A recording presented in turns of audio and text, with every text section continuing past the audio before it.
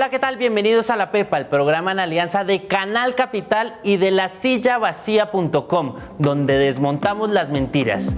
Esta noche analizaremos cómo está la calidad del aire en Bogotá. Hay diversos estudios que demuestran una creciente evidencia de los efectos nocivos del material particulado, ese material que queda en el aire, en la salud de los ciudadanos. Incluso la Organización Mundial de la Salud tiene una medida específica con la que define las guías de calidad del aire. Veamos qué dicen los estudios sobre Bogotá. Bogotá tiene en la actualidad un poco más de 8 millones de habitantes. Según la Secretaría de Movilidad, en sus calles circulan alrededor de 1,5 millones de vehículos y 14.000 buses y busetas. Es una ciudad con una actividad dinámica, constante, que representa aproximadamente el 25,2% del Producto Interno Bruto total de Colombia, siendo superior al de varios países de América Latina. Cada uno de estos factores influyen en la calidad del aire que segundo a segundo respiramos los ciudadanos. En Bogotá se debe dar cumplimiento a los estándares de calidad del aire establecidos por la Resolución 610 del 24 de marzo de 2010, que fue expedida por el Ministerio de Ambiente. Esta regula el nivel de concentración legalmente permisible de sustancias o fenómenos contaminantes presentes en el aire. Esto con el fin de preservar la buena calidad del medio ambiente, los recursos naturales renovables y la salud humana. Muy bien que existe la resolución, el problema es que Bogotá muchos días no la cumple. Para medir la calidad del aire y la contaminación, el fenómeno de acumulación o de concentración de sustancias tóxicas en el aire, se deben tener en cuenta factores como el PM10, que son pequeñas partículas sólidas o líquidas de polvo respirables por los humanos. Estas pueden ser de cenizas, hollín, partículas metálicas, cemento o polen que están dispersas en la atmósfera. Los gases contaminantes como el dióxido de azufre y el dióxido de nitrógeno, gases fuertemente tóxicos por el proceso de combustión en los vehículos y fábricas. También influyen variables meteorológicas como la lluvia, el viento, la temperatura y la radiación solar. Para la Organización Mundial de la Salud, la medida anual de material particulado inferior a 10 micras no debe superar los 20 microgramos por metro cúbico. No obstante, el PM10 en la capital fue de 50 microgramos por metro cúbico en promedio para el mes de diciembre de 2016. Según el Plan Decenal de Descontaminación para Bogotá, son varios los efectos a la salud por los contaminantes atmosféricos. El material particulado puede penetrar directamente al sistema respiratorio. Las enfermedades asociadas a material particulado son asma, bronquitis, infecciones respiratorias, entre otras. Hoy en La Pepa le hacemos un detallado seguimiento y análisis a cómo está en Bogotá según estos indicadores, lo que se está haciendo para mejorarlos y lo que todo ciudadano debe saber para contribuir a mejorar el aire de nuestra ciudad. Como todas las semanas en La Pepa, Juan Esteban Levín consultó nuestras redes sociales los mitos que hay en torno a la calidad del aire en Bogotá. Juan Esteban, ¿qué opinaron los ciudadanos sobre este tema?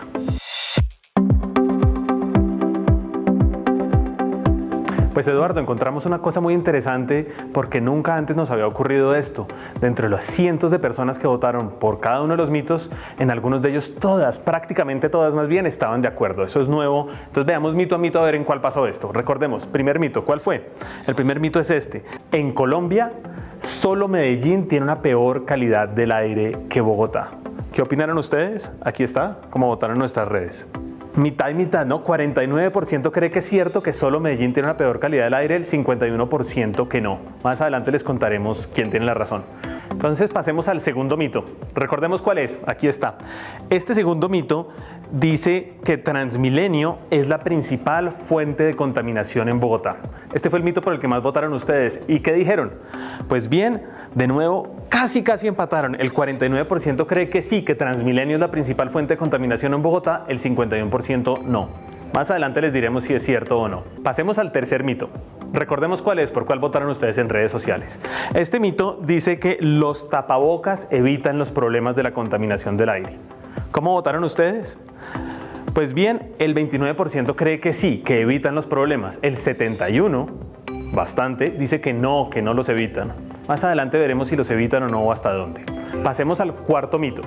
Recordemos cuál fue por el que ustedes votaron en redes sociales. La calidad del aire en Bogotá es mala por el transporte y las fábricas. ¿Qué opinaron ustedes? Pues bien, aquí es donde vemos una mayoría que no habíamos visto prácticamente nunca. El 93% cree que sí, que esos son los motivos para la mala calidad del aire. Solo el 7% opina lo contrario, dice que no. Y vayamos al quinto, al último mito. ¿Qué dice este? Este dice que la calidad del aire es la principal causa de las enfermedades respiratorias en Bogotá. ¿Qué creen ustedes? Pues bien, aquí de nuevo vemos una mayoría muy grande, no tan grande, pero el 83% cree que sí, que es la principal causa de las enfermedades respiratorias. Solo el 17% opina que no. Más adelante les responderemos este y los 4 mitos anteriores para que ustedes sepan si son ciertos, falsos o no lo son. En Bogotá, las medidas de contaminación o material particulado varían de acuerdo a las zonas de la ciudad. Hay unas que registran niveles altos de acuerdo con las características del sector, si es una zona industrial o una zona de alto movimiento comercial, por ejemplo. En la Pepa quisimos hacer varios ejercicios en zonas con altos niveles para explicarles qué implicaciones tiene el material particulado en la salud de los bogotanos.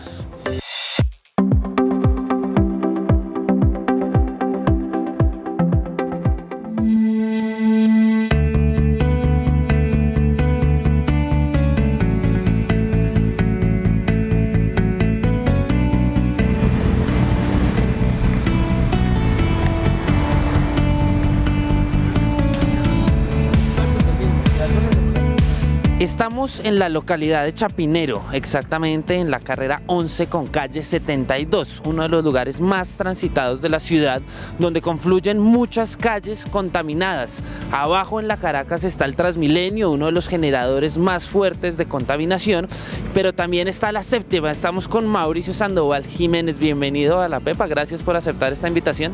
Mucho gusto, Mauricio Sandoval, muchas gracias por la invitación. Bueno, nosotros queremos estudiar la calidad del aire desde distintos puntos de vista. Una de las personas que más se ve afectada o que ve más directamente la contaminación del aire de una ciudad como Bogotá son los deportistas. Usted es triatleta, usted entrena en Goodwill Runners. ¿Usted normalmente dónde entrena? Bueno, normalmente entrenamos en los parques. Simón Bolívar es muy buen escenario para entrenar porque no hay mucha polución, no hay tráfico de carros. También entrenamos en distintos parques que tiene la ciudad. El Virrey también es una muy buena opción. Tras varios minutos en este sector, Mauricio Sandoval, quien practica este deporte con mucha frecuencia, notó cómo su cuerpo sentía el cambio por el nivel de contaminación del aire en la zona, lo que empezó a afectar su desempeño físico. Sí, realmente el cambio es significativo, se siente un aire muchísimo más denso, muchísima polución también se siente y claramente sería un escenario que no escogería para correr, salvo que fueran los domingos, que habilitan este espacio un poco para las bicicletas, incluso para correr también. No lo escogería jamás, se siente el aire muy denso y además sientes cómo entra ese aire y te afecta muchísimo en el rendimiento del corredor o el deportista en general. Bueno, Mauricio, lo invito entonces a que hagamos un experimento. Vamos a conectarlo a una serie de aparatos que ya les vamos a explicar qué es, para ver cómo es el impacto de la calidad del aire en la ciudad y cómo afecta a un deportista. ¿Me acompaña? Vamos con toda. Vamos. Boris Galvez es investigador de la Universidad de La Salle en estos temas y está preparando un equipo. Boris, ¿qué está preparando usted ahí? Estamos preparando 2 equipos. Este primero mide la concentración de partículas en el aire, de las partículas más pequeñas, PM2.5, que son las que están ligadas a la salud. Y este otro nos está midiendo la concentración de black carbon, básicamente es el hollín que proviene de la combustión de vehículos.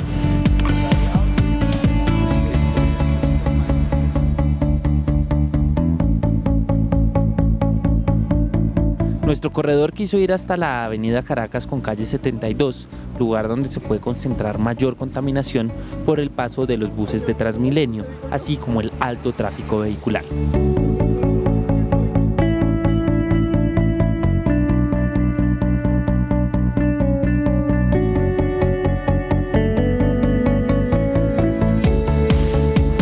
Bueno, Mauricio, ¿cómo le fue en esa corrida?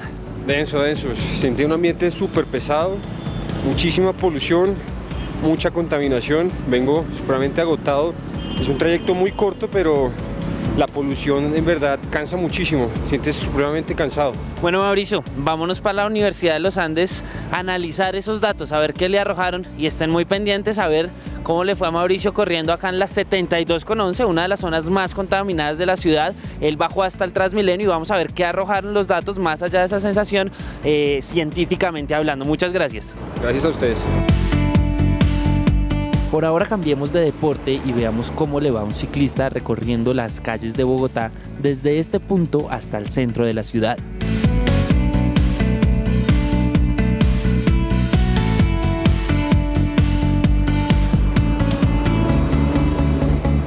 Bueno, estamos con Boris Galvis, él es experto en temas de calidad del aire de la Universidad de La Salle. Él aceptó un reto, ya estábamos entrevistando a un corredor en una de las zonas más contaminadas de la ciudad, y es atravesar Bogotá en bicicleta desde la 72,11 donde estábamos hasta el centro, hasta la Universidad de los Andes, donde analizaremos los datos con este aparato que él tiene en la espalda, que medirá dos cosas: uno, el material particulado, y dos, la cantidad de lo que popularmente conocemos como el hollín. ¿Cuál es el reto? ¿Cómo va a ser la vía y qué se espera encontrar? Pues yo tomo esta misma ciclorruta a veces 2-3 veces a la semana. Pues va a estar bastante contaminado, sobre todo cuando tenemos como el encajonamiento del aire en ciertas partes de la 13, más adelante. Hay muy poca distancia, y los edificios son altos, muy poca distancia entre las dos calles. Entonces ahí se va a concentrar muchísimo más la contaminación, y es lo que pues uno va respirando. Y como uno va en la bicicleta y respira más rápido que normalmente, pues entonces la dosis del contaminante va a ser mayor.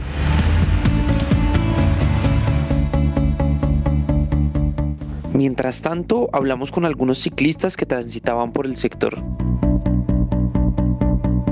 Uno quisiera que los buses en Bogotá no emitieran tanto smog, sobre todo los buses que tienen motores diésel. Entonces esto, aunque no es la protección ideal, sirve de algo. Es duro porque si uno no tiene algo que le tape la boca, entonces pues muchas veces traga el humo de los carros, de los buses más que todo. Descríbame un poco la sensación que usted siente cuando cruza esas zonas contaminadas. Bueno, todos no puedo respirar bien, pero bueno, es lo que toca.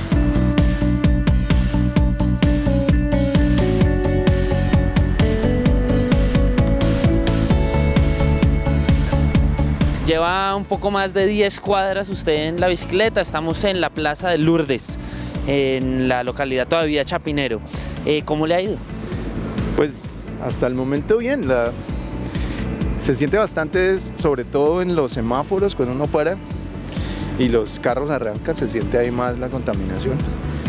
Pero pues hasta ese momento es bien. Bueno, lo dejo entonces que asuma su recorrido por la 13 y nos vemos más adelante para ver cómo le está yendo, y al final del recorrido a ver qué arrojan esos datos. Adelante. Okay.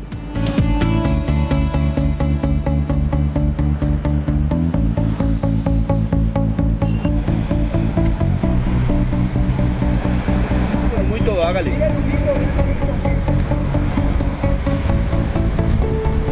Estamos en la estación, o muy cerca de la estación del Museo Nacional en Bogotá, en la carrera 7ª. Aquí, esperando a Boris. ¿Cómo le fue atravesando la 13? Delicioso, el ejercicio lo hace sentir a uno muy bien, ¿no? Lo que es problemático es a veces, o por lo menos es lo que a mí me pasa, por las noches se siente uno más congestionado, la nariz y la boca, se le dificulta respirar, ¿no? El efecto no es inmediato. Por eso es que yo uso máscara, para poder pues hacer el ejercicio y pasarla bueno sin exponer los pulmones. Llegamos a la Universidad de los Andes, donde gracias al laboratorio de la Facultad de Ingeniería Ambiental podremos conocer los resultados de medición de los ejercicios hechos por Boris y Mauricio. En estas mediciones que realizamos en el día de hoy vimos que durante los momentos en los que hay un vehículo muy cercano al ciclista, podemos ver picos muy elevados de contaminación. Estamos hablando de niveles cercanos a 300 microgramos por metro cúbico solamente de hollín, y algo parecido a 600 microgramos por metro cúbico de material particulado. Esto, para que se hagan una idea, puede ser unas 10-15 veces más alto que los niveles que dice la normatividad para un día completo. Esto es importante porque nos demuestra que durante estas actividades de desplazamiento cerca de vehículos con altas emisiones, esto puede constituir una contribución muy significativa a la dosis de material particulado que recibe una persona durante el día. Y estar expuesto a estas cantidades, ¿qué implica para la salud? Digamos, ¿se ha visto relaciones de cantidad, por ejemplo, de material particulado, black carbon, con cánceres o asmas o cosas de no con asma ni cáncer, pero hay una clarísima asociación entre exposición a material particulado y enfermedades respiratorias e inclusive enfermedades cardíacas. Solo que esto es esta dosis va contribuyendo día a día. Esas relaciones que se han observado son crónicas. Es decir, si uno está expuesto por muchos años a estos niveles de contaminación, que es el caso de los habitantes de la ciudad, por ejemplo, esto desencadena en mayor incidencia de enfermedades de este tipo, enfermedades cardíacas, enfermedades respiratorias.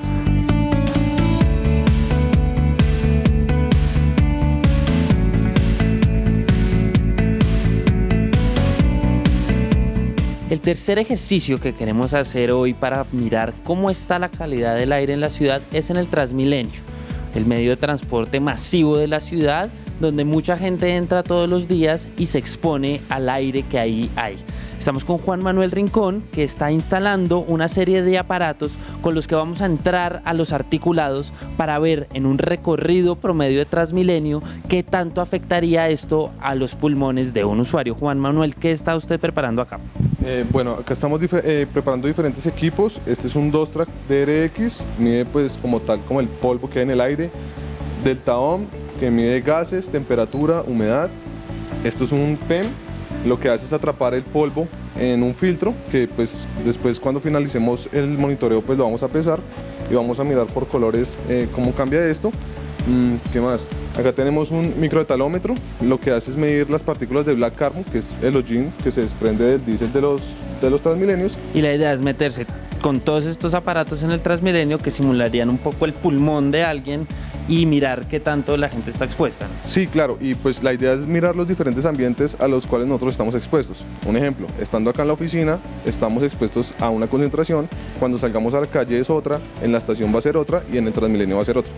Bueno, pues preparemos todos estos equipos y vamos al Transmilenio a ver qué tanto se expone y qué tanto está afectando el aire a la gente que usa este medio de transporte todos los días.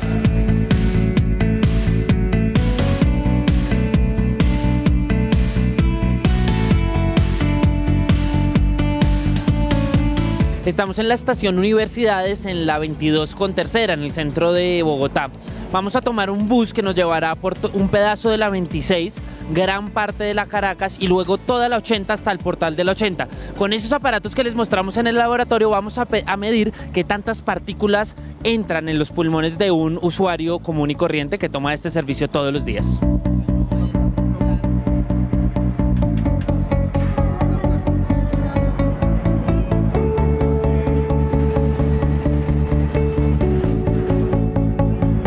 Bueno, estamos en el portal 80 después de básicamente atravesar la ciudad desde la estación de Universidades en el centro de Bogotá. ¿Qué encontraron esos datos que están registrando? Bueno, principalmente se registra la hora a la cual nos subimos al sistema Transmilenio, a la hora a la cual nos subimos al articulado, a qué hora llegamos acá al portal. Principalmente pues se tiene en cuenta la cantidad de personas, las ventanas si están cerradas, abiertas, si está activado el sistema de ventilación del bus, prácticamente es eso. Porque es importante tener esos datos en mente, como el número de personas, si las ventanas están abiertas, si estábamos en el fuelle, en el centro. ¿Por qué es tan importante eso? Siempre es importante tener este tipo de registros porque eso nos ayudará a entender el procesamiento de los datos. Es decir, nos ayudará a entender qué es lo que está pasando dentro del bus o en este caso dentro de la estación. Y por eso es que necesitamos registrar todos esos datos, tanto las ventanas abiertas como el número de personas, cosas de ese estilo para entender el procesamiento de los datos. Bueno, estamos esperando a que se estabilicen los aparatos por temas de temperatura y también la cantidad de datos que toman esto a lo largo del tiempo. Lo que vamos a hacer ahora es montarnos en un bus diferente. Vamos a hacer eso a propósito para mirar si los datos cambian dependiendo del bus que uno tome, y vamos a hacer la misma ruta pero en sentido contrario.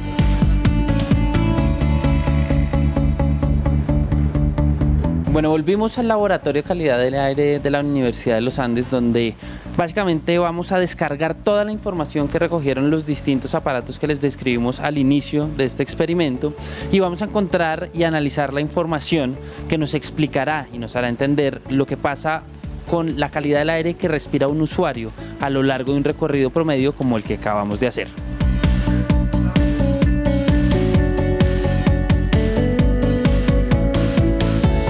Ahora veamos qué arrojaron las mediciones de estos dispositivos. muy claramente nos podemos dar cuenta que las mayores concentraciones, es decir, de este orden más o menos, se encontraron cuando estábamos dentro del bus. Ya cuando estábamos en la estación y por fuera de la estación en Transmilenio, encontramos concentraciones menos elevadas. Quizás es de particular preocupación porque pues, son concentraciones por encima de los 1000 microgramos por metro cúbico, para este caso de PM2.5, que es una fracción ya fina del material particulado. Y la norma pues, nos dice que una exposición durante 24 horas debe ser máximo de 50 microgramos por metro cúbico. Pues el color nos da un índice, un indicador de que probablemente esté hecho el material particulado. En este caso pues, es mucho más oscuro, probablemente partículas compuestas de carbono elemental, asociadas efectivamente a la quema de combustibles, en este caso diésel, porque estábamos en la flota del Transmilenio. Aunque muchos ciudadanos no perciben los contaminantes que se encuentran dentro de los buses, estos podrían traer graves consecuencias para la salud. El carbono elemental está asociado pues, a varios problemas en temas de salud pública, principalmente es producto cancerígeno, es un precursor cancerígeno, por lo que es una partícula de grafito, prácticamente es de carbón elemental. La calidad del aire es una cuestión de salud pública. De todos depende la cantidad de emisiones que a diario sean emitidas hacia la atmósfera. ¿Qué podemos hacer? Siempre habrá opciones para mejorar nuestros hábitos. El uso de medios alternativos de transporte, incentivar la siembra de árboles, el cuidado del agua, entre otras, son actividades que están a nuestro alcance y tienen un alto impacto en la calidad del aire que respiramos.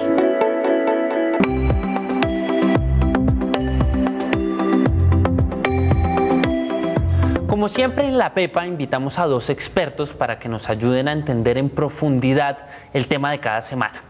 Hoy invitamos a dos expertos en temas de calidad del aire para que nos ayudaran a entender cómo están esas cifras, cómo interpretarlas y qué implican para los ciudadanos. Ellos son Catalina Medilla, ella trabaja en la Secretaría de Salud y viene trabajando en este tema de calidad del aire durante los últimos 8 años. También tenemos invitado a Ricardo Morales, él es investigador de la Universidad de los Andes, por supuesto, también en este tema. Bienvenidos los dos, muchas gracias por la invitación. aceptar la invitación. Primero lo primero, ¿cómo estamos en términos de calidad del aire, Catalina, en la ciudad de Bogotá?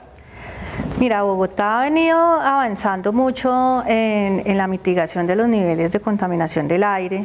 Antiguamente manejábamos unas cifras que eran preocupantes desde el punto de vista ambiental y de salud. Sin embargo, en los últimos años, por diferentes políticas, esa contaminación Cuando usted dice ha bajado. últimos años, ¿es cuántos años? Más o menos unos 4 años, políticas como por ejemplo nacionales, el mejorar la calidad de los combustibles, han permitido que esos niveles de contaminación paulatinamente vayan disminuyéndose en la atmósfera.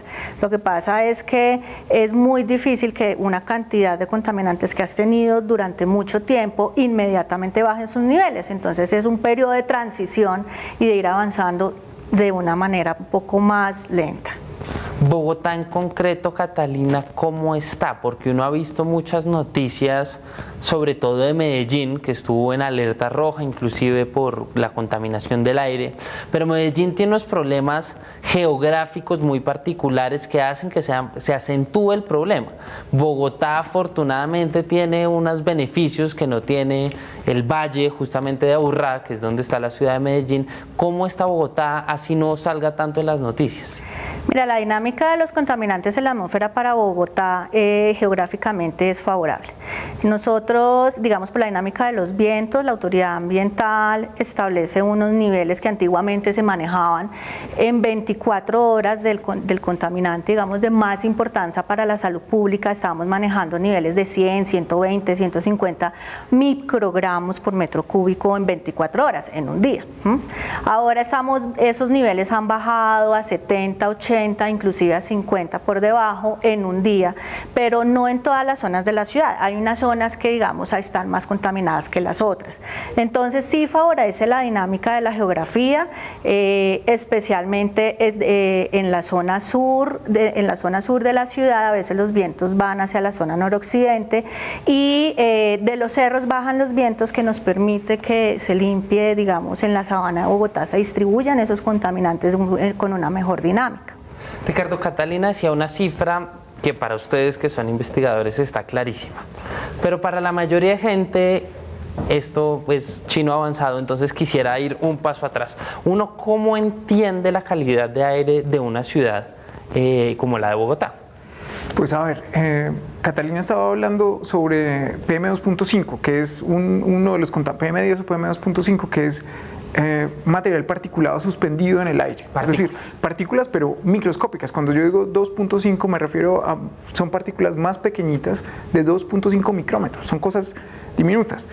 ¿Por qué esas son importantes? Porque cuando se inspiran se alojan profundamente en el sistema respiratorio y de ahí desencadenan una serie de efectos sobre la salud. Pero en cuanto a cifras, ¿cómo se entiende esto? Por ejemplo, la Organización Mundial de la Salud sugiere límites para cuál debe ser la concentración de estos contaminantes en un periodo de 24 horas, en un periodo de un año. ¿Por qué? Estos límites se fijan basados en los estudios conocidos sobre los impactos que tienen en salud. Este material particulado es sustancialmente importante porque no tiene un límite de corte, es decir, todavía no se conoce un límite por debajo del cual no sea dañino para la salud. Es dañino lo que sea, pero es mejor mientras menos haya. Por supuesto. ¿Cuál es ese límite que sugiere la Organización Mundial de la Salud? Sugiere la Organización Mundial de la Salud, hay dos. Para el PM2.5 tiene un límite anual que es de 25 microgramos por metro cúbico de exposición anual, 50 microgramos por metro cúbico de exposición anual, y el límite diario es sugerido de 15 microgramos por metro cúbico. ¿Y Bogotá está por encima de eso? Bogotá está sustancialmente por encima de eso. ¿Qué es sustancialmente? Nosotros debemos estar, dependiendo de la zona de la ciudad, como decía Catalina, hay zonas como el suroccidente de la ciudad que pueden tener niveles de excedencia, es decir, muchos días del año en los que se exceden esos niveles. No se exceden tanto si uno compara con la norma colombiana, que es un poquito más flexible, pero se exceden con muchísima frecuencia cuando se habla de los límites de la Organización Mundial de la Salud. Catalina, ayúdenos a entender un poco esa medida para que sea más clara para la gente que nos ve. ¿Hay alguna metáfora, algún ejemplo que a usted se le ocurra para entender esas medidas técnicas y cómo en Bogotá se están excediendo sustancialmente, como le decía Ricardo? Sí, mira, nosotros precisamente porque el tema desde el punto de vista técnico es algo complicado para las personas, nosotros queremos que la gente entienda esa manera de interpretarlo.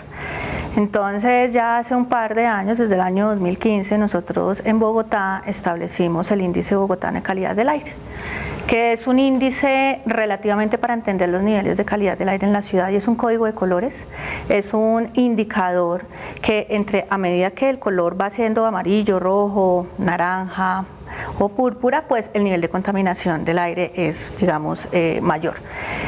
Sin embargo, este índice lo que busca es, aparte de entender la contaminación, en qué nivel estamos, lo que queremos es que las personas tomen un autocontrol de su exposición. ¿Qué quiere decir eso? Que yo no esté fumando en mi vivienda, que yo tenga buenas prácticas de autoconducción, que en mi vivienda yo pueda hacer unas acciones de saneamiento básico, de aseo y limpieza, que me pueda disminuir esa contaminación, porque la contaminación no solo está afuera, o sea, yo no cierro la puerta y la contaminación se me queda ahí y me toca el timbre, Muy no. interesante ese punto. Sino que efectivamente yo tengo otras fuentes. Por ejemplo, en Bogotá hay mucho tabaquismo pasivo en los hogares. Estamos hablando que hay papás y mamás que fuman dentro de sus viviendas, ¿cierto? Y que están fumando frente a niños que se les puede desarrollar una probable enfermedad. Esa metáfora que tú dices es un código de colores donde nosotros estamos empezando con un nivel azul. Cuando tú ves el nivel azul, uno dice, bueno, ¿dónde hay ese nivel azul? ¿En un páramo? No, generalmente eso sale publicado en una página web que se tiene de la administración. Es una página que fue creada entre la Secretaría Distrital de Ambiente y la Secretaría de Salud. Claro, me refiero, ¿dónde hay niveles azules en Bogotá, por ponerlo? Es que eso depende de la localidad donde tú estés. Okay. Generalmente, en las localidades donde no hay nivel azul, digámoslo así, son las del suroccidente, como decía Ricardo. Entonces, Kennedy, algunas partes de Bosa, Tunjuelito, Ciudad Bolívar, porque ahí tenemos una dinámica, digamos, que genera una adición de riesgo. ¿Qué quiere decir eso? Entonces, tengo unos estratos socioeconómicos pues que no son iguales a los del norte de la ciudad. Adicionalmente no tengo un buen estado de las vías. Sumémosle a eso una zona industrializada como lo puede ser Kennedy con pequeñas empresas, o una zona un poquito más industrializada como es Puente Aranda. Entonces, cuando se juntan todas esas cosas en una zona de la ciudad, pues digamos el indicador empieza a generar un protagonismo mayor. El segundo color es el verde, pero todo el mundo dice, pero es que el verde uno también está tranquilo. No, para las autoridades el nivel verde es que uno está, oiga, algo va a empezar, tenemos que estar listos, tenemos que estar preparados, porque si empezamos en un color amarillo, ese índice bogotano de calidad del aire, ya las autoridades tenemos que empezar a... ¿En promedio Bogotá en qué está? Generalmente está en azul y en verde, ¿sí? Algunos eventos como por ejemplo incendios forestales, incendios industriales, como ha pasado en años anteriores, pues esos niveles sí ya empiezan en amarillo en adelante. Usted, Catalina, mencionaba causas. Hay tabaquismo, hay formas de aseo, las vías no están en buen estado, otra causa, el transporte público no está regulado. Ricardo, ¿cuáles son esas causas que nos deberían alarmar que estén generando esos niveles que ustedes dos ya coincidieron que, si bien no son los naranja o los peligrosísimos que vimos en la ciudad de Medellín, excepto en casos particulares de incendios, pues sí son casos que en cualquier caso debería alarmar? Pues yo señalaría, depende de la zona de la ciudad. En el suroccidente, como decía Catalina, hay varios estudios. La Universidad de La Salle ha realizado algunos estudios en los que han demostrado que el polvo resuspendido, simplemente el hecho de que hay un gran número de calles sin pavimentar, hace que se resuspenda una gran cantidad de polvo, y digamos que eso es fundamental, una parte fundamental de la problemática en el suroccidente. Pero en general, en toda la ciudad, el transporte público, las fuentes móviles contribuyen más o menos al 50% de toda la masa de material particulado que hay en la ciudad. Motos. Básicamente, aquí es los vehículos diésel. Es decir, los motores diésel grandes, es decir, los sistemas de transporte público. Nosotros en la universidad hemos realizado estudios en los que vemos que, si bien esto no se ve del todo reflejado en las concentraciones de toda la ciudad, el sistema de transporte público cumple un doble rol. Y primero, es una fuente muy importante de material particulado que afecta a la calidad del aire de toda la ciudad. Pero segundo, es un ambiente de exposición altísima a contaminantes del aire. Como el sistema mismo. El sistema mismo. En general, las actividades de desplazamiento, cuando la gente está en sus actividades de desplazamiento diario, están más cerca de las fuentes, y los niveles de exposición pueden ser decenas de veces más altos que los que se reportan en las estaciones de la red de monitoreo. Entonces yo apuntaría ahí a un ambiente en el que es perfectamente posible mejorar. Claro. Digamos, esta administración ha insistido mucho en el Transmilenio, y Transmilenio es uno de esos vehículos que usted ha dicho que se mueve con diésel, un material supremamente contaminante que, bueno, ya vemos todas las implicaciones. ¿Qué soluciones se han visto en el mundo, usted que lo ha estudiado, que haya permitido que ese sistema público, pues que si bien es masivo y pues por supuesto ahorra per cápita la contaminación, pues sí genera una gran contaminación en términos generales? ¿Qué soluciones se han pensado en el mundo y cuáles se están haciendo acá en Bogotá? Lo que hay que tener en cuenta con el sistema de transporte en este momento, digamos para la comunidad en general, es que a veces está muy estigmatizado. O sea, hay que saber que el sistema de transporte público de Bogotá es un mecanismo de desarrollo limpio en este momento. ¿Qué quiere decir que es un mecanismo de desarrollo limpio? Como tú lo decías, por per cápita, pues obviamente mueve más personas, ¿cierto? Entonces mueve 190, 200 personas con una cantidad de emisiones a que estuviera moviendo una camioneta diésel de 200 motocicletas. Entonces hay que partir de eso. Por eso es que hay una disparidad de pronto en la interpretación. Lo segundo es que se están migrando, el sistema de transporte tiene tecnologías que permiten disminuir esas emisiones. Entonces están hablando de tecnologías de motores Euro 4, Euro 5, inclusive se está pensando Euro 6. ¿Y en qué va esa aplicación? Tengo entendido que se echó para atrás la aplicación de unos filtros en el Transmilenio. En este momento, digamos, son situaciones que todavía están bajo estudio, porque de todas maneras hay que tener en cuenta que hay que tener un sustento técnico. Sin embargo, Por ejemplo, el transporte o los vehículos que están de transporte público sobre la séptima del sistema masivo son no sé si la mayoría, todos, pero sí un gran porcentaje son vehículos eléctricos. Migrar a otros combustibles como el eléctrico, mirar el tema de gas o híbridos son combustibles que ayudan a mitigar, pero partamos del hecho de que tenemos un mecanismo de desarrollo limpio, ¿sí? O sea, no es lo mismo transportar 200 personas en un Transmilenio, las mismas emisiones no son las mismas de 200 vehículos. Si tú comparas, las de los 200 vehículos son mayores. Claro, sin embargo, digamos, ahí hay una pelea interesante en la que quisiera entrar. Claro, uno dice, el argumento es, bueno, en un bus van 200 personas, no lo compare, pero si uno va a ver las cifras, el mayor contaminante sí es Transmilenio. Ricardo, ¿cómo se entiende esa doble información, si se quiere? Yo lo veo como una competencia de qué tan rápido mejoramos. Para mí, Transmilenio, claramente, Transmilenio, el sistema integrado de transporte, ha sido un paso adelante increíble respecto a lo que tenía Bogotá hace 10 años, 15 años. Lo que pasa es que yo siento que la gente va mejorando sus estándares más rápido que lo que se han ido mejorando de verdad los sistemas de transporte. Entonces, el problema aquí que tenemos es que, por ejemplo, estos buses de la fase 1 de Transmilenio, que debieron haber sido reemplazados hace unos años, su contrato se extendió por problemas técnicos, por varias razones, y ahora tenemos buses que originalmente eran muy limpios, pero que se han dejado degradar hasta un punto en el que se han vuelto altísimamente contaminantes. Es posible que, aún así, si los comparamos con el transporte público colectivo, sean mejores, claro, pero se han dejado degradar. ¿Y por qué no lo comparamos entonces con estándares altos? Porque bueno, si uno lo compara con los SITP provisionales, pues seguramente el Transmilenio gana, pero pues ¿para qué se compara con eso? ¿Cómo se ha hecho en el mundo para que estos sistemas masivos sí sean limpios? Por ejemplo, en ciudades europeas ahora existe lo que se llama el estándar Euro 6. Nosotros, la fase 1 de Transmilenio está bajo un estándar que es el Euro 2. Eso es un estándar de emisiones. 3, 4, 5 y 6.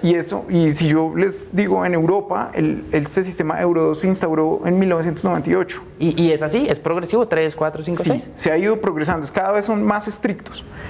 Y eso demuestra, pienso yo, es el compromiso para reducir, porque esto es solamente la única razón para poner un estándar de emisión en vehículos de transporte público es un interés de salud pública. Y estos, evidentemente, tras cada uno de estos estándares hay costos asociados a la producción de los vehículos, hay que cuidar mejor la combustión, poner sistemas de control, etcétera, etcétera. Pero pues estos países han decidido ir por ese camino de apostarle a poner estándares estrictos. ¿Y por qué acá no ha pasado eso?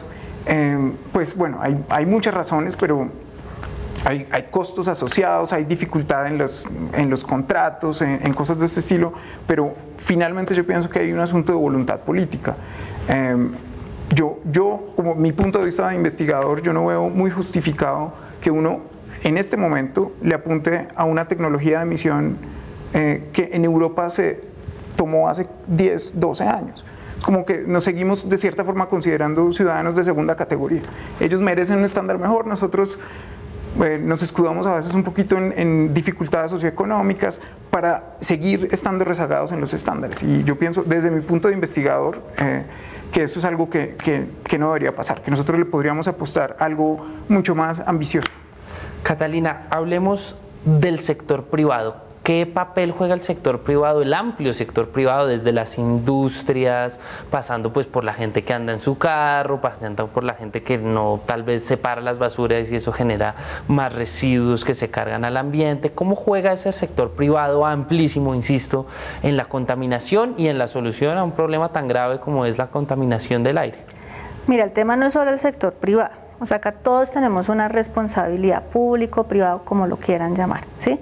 Todos somos unos aportantes de esa gran torta de la contaminación del aire.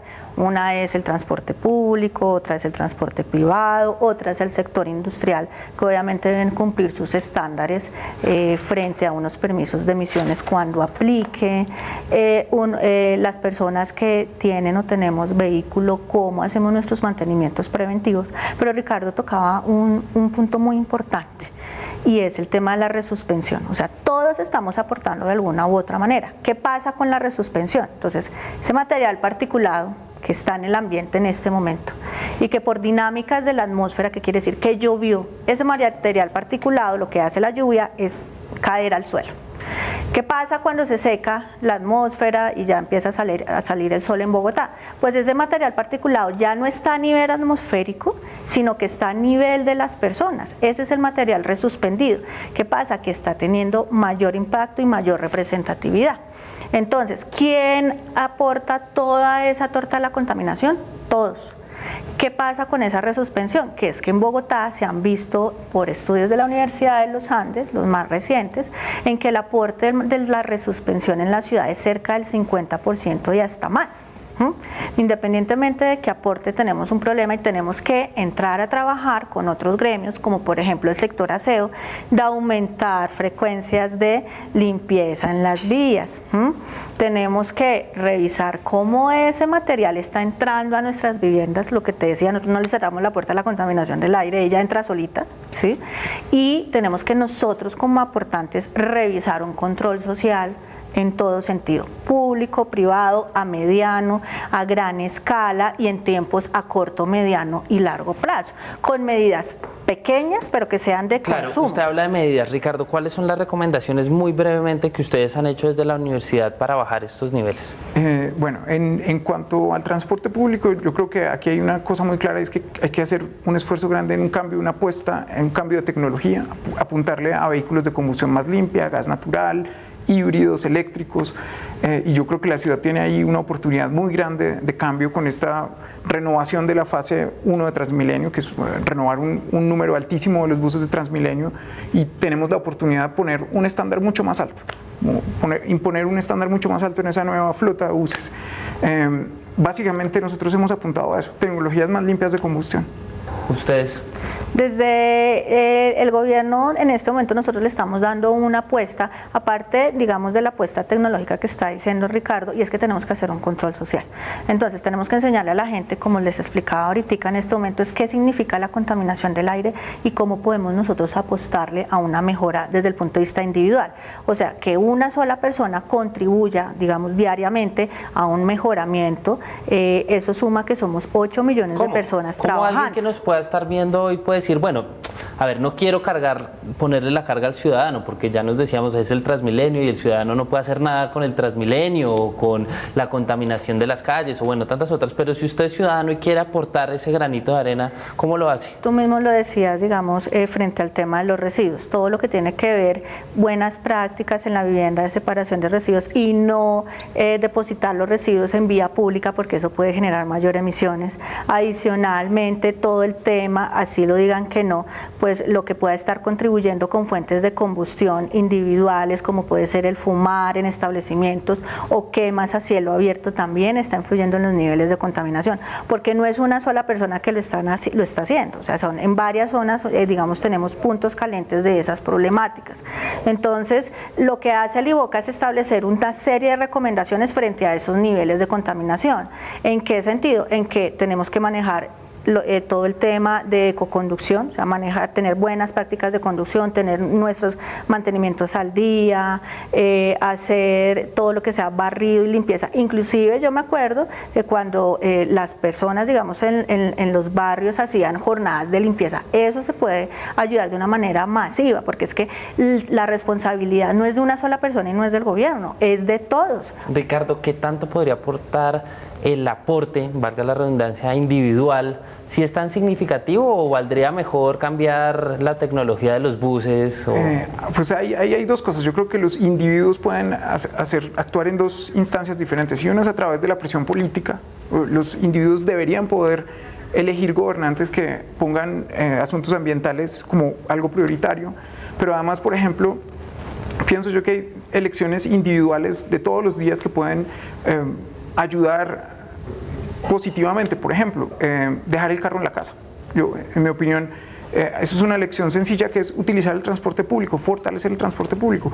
Yo aquí he criticado un poquito el hecho de que se haya dejado degradar esta flota de Transmilenio, pero el transporte público claramente es una alternativa mucho más ambientalmente amigable que si cada uno de nosotros decide comprar 2 carros y desplazarse, o motos, y desplazarse individualmente. Entonces, yo creo que esa es la decisión individual día a día más sencilla que uno puede tomar, es decir, yo voy a usar transporte público, fortalecer el transporte público. Ricardo y Catalina, muchas gracias por haber aceptado la invitación. Es un tema apasionante y que nos afecta a todos los que salimos a la calle, cogemos Transmilenio, montamos bicicleta o nos vamos en carro al trabajo. Los invito a ustedes dos y a todos los televidentes que nos ven hasta ahora y que nos ven también en redes sociales a que vayamos a ver qué encontró Juan Esteban Levín en ese detector de mentiras de los mitos que revisó al principio de este programa. Juan Esteban, ¿cómo le fue al detector de mentiras esta semana? Pues Eduardo, encontramos unas cosas muy interesantes. Vamos viendo mito a mito para ver qué encontramos en cada uno de ellos. Pero recordémoslos antes, recordemos el primero. Este mito dice que en Colombia solo Medellín tiene peor calidad del aire que Bogotá. Estuvimos revisando datos, fuentes y encontramos que esto es debatible. Es debatible por varios motivos. Por el primero es que si bien es cierto que en Medellín hay más días de emergencia y urgencia, digamos por la alta contaminación del aire que en Bogotá, cuando uno mira los datos comparativos no es tan claro que Medellín lo tenga peor. Y tampoco es cierto que solo sea Medellín el que tiene una calidad del aire comparativamente tan mala como Bogotá. En el más reciente estudio que compara un estudio de calidad del aire del IDEAM, encontramos que los lugares con las peores calidades del aire son Bogotá, el Valle de Aburrá, donde está Medellín, la zona minera del Cesar, el área metropolitana de Bucaramanga. Y depende de cómo mida uno en cada uno de esos casos, encuentra que uno es peor que el otro. Entonces, solo para darles un ejemplo, la forma más usual de medirlos y donde hay más estaciones que lo miden, que es unas partículas llamadas PM10, el promedio de Bogotá y de Medellín es muy parecido, pero en Bogotá hay lugares peores que los peores de Medellín y menos contaminados que los más contaminados de allá. Entonces, esto es debatible. Con esto claro, pasemos al segundo mito. Recordemos cuál es.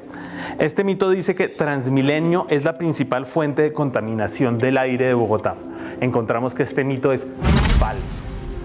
Según los datos más recientes de la Secretaría Distrital de Ambiente, la principal fuente de contaminación es el transporte de carga. Camiones, tractomulas, volquetas y demás aportan el 43%, ojo, casi la mitad de toda la contaminación del aire de la ciudad. Cambio Transmilenio y el SITP, a pesar de los buses chimeneas que uno puede ver, solo aportan el 9%. Por lo tanto, es falso. Pasemos al tercero, recordemos cuál es. El tercero nos dice que los tapabocas evitan los problemas por la contaminación del aire. Este, desafortunadamente, es falso. Los tapabocas pueden ayudar a evitar, digamos, que alguna contaminación llegue, pero para la contaminación más grave, la de las partículas más chiquitas, se necesitan esas máscaras que tapan de manera completa, como las que usan los obreros que están bien protegidos, por ejemplo, cuando pintan. Eso sí evita en una medida muy grande la contaminación del aire. Los tapabocas no, así que ojo, ya saben para la próxima. Pasemos al siguiente mito. Recordemos que dice, este que es el cuarto mito, dice que la calidad del aire en Bogotá es mala por el transporte y las fábricas. Revisamos y encontramos que este mito es cierto. Si uno suma los problemas de transporte y los problemas de las fábricas, ahí está más del 80% de la contaminación del aire de Bogotá, de las causas de la mala calidad del aire. Hay otras que no son tan pequeñas, como las basuras que se dejan en las calles, como las vías destapadas o mal pavimentadas que levantan polvo y partículas que afectan, pero las más graves sí son esas dos. Con eso claro, pasemos al quinto, al último mito. Este dice que la calidad del aire es la principal causa de las enfermedades respiratorias en Bogotá. Encontramos que este mito es exagerado. Es exagerado porque es muy claro que sí es cierto que la calidad del aire afecta. Pero como dice el estudio del IDEAM, que compara además todo el país que les decía hace un momento, hay momentos en que la calidad del aire no está muy mal y las enfermedades respiratorias se disparan, o lo contrario. Y lo que encontraron es que esa otra gran factor, aparte de la calidad del aire, es que haya lluvias o no haya lluvias. Por lo tanto, este es exagerado. Pues con eso dejamos hasta acá los mitos de esta semana. Recuerden que van a poder volver a votar por los mitos del tema de la próxima semana en nuestras redes durante esta semana y nos vemos.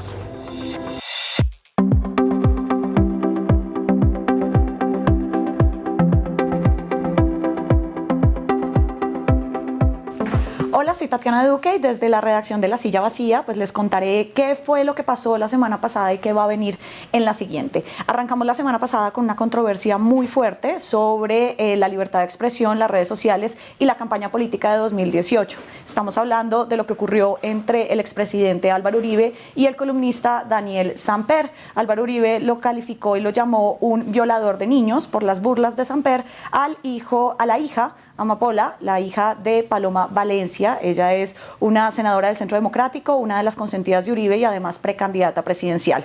Como contamos en La Silla, esta es una estrategia que está utilizando el uribismo y que también utiliza el presidente norteamericano Donald Trump para mantenerse en un nicho de seguidores muy de la derecha y que también le puede ayudar para expandirlo y buscar la elección de un candidato uribista para 2018, que es en últimas el fin de Uribe para las próximas elecciones presidenciales.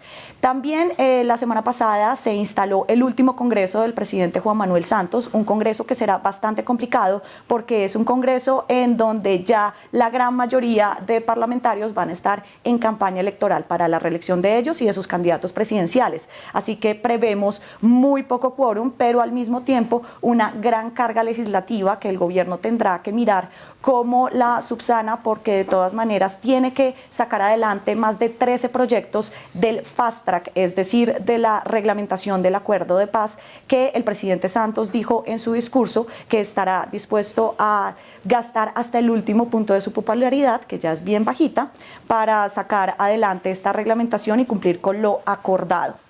Precisamente por el tema del Congreso es que estaremos muy pendientes la próxima semana, ya que arranca nuevamente las sesiones y las votaciones de la reglamentación del acuerdo. Estará la reforma política ya completamente lista para que arranque las sesiones. También la decisión sobre las 16 circunscripciones o las curules especiales que tendrán 16 regiones del país para llevar a igual número de congresistas por 8 años al Congreso, y que no tiene las mayorías entre los parlamentarios porque les está quitando un caudal electoral importante. También estaremos pendientes de las determinaciones que tome el presidente Juan Manuel Santos en torno a su último revolcón de gabinete. La semana pasada todos los miembros de su gabinete renunciaron, algunos de ellos prevemos que se van a quedar porque llevan un poco tiempo, llevan más o menos unos 2 o 3 meses, pero hay otros que ya tienen un desgaste, como por ejemplo el ministro de Agricultura Aurelio Iragorri, quien pasaría a tomar las banderas del partido de la U para evitar que el autodenominado partido del presidente pues no vaya a terminar resquebrajándose con miras a las elecciones. Y en Bogotá estaremos muy pendientes del inicio de la convocatoria para la elección del nuevo rector de la Universidad Distrital. Esta universidad, que tiene 24.000 estudiantes en la capital, pues además tiene desde hace 4 años una dirección interina y ya desde este momento se revive el panorama y el fantasma de un posible paro estudiantil y de docentes, ya que hay un grupo específico de profesores y de estudiantes que no están conformes con el proceso de selección. Esta y otras noticias que irán saliendo durante esta semana las puede ver aquí en lasillavacía.com y en 8 días nos vemos en La Pepa. Hasta aquí La Pepa, el programa en alianza de Canal Capital y de lasillavacía.com. Recuerde escribirnos a nuestras redes sociales, @lapepa_oficial o @lasillavacía. La próxima semana vendremos con más mitos, más análisis, le moveremos la silla al poder. Juanita León les cuenta lo que fue y lo que viene y pasaremos por el detector de mentiras más información. Hasta la próxima.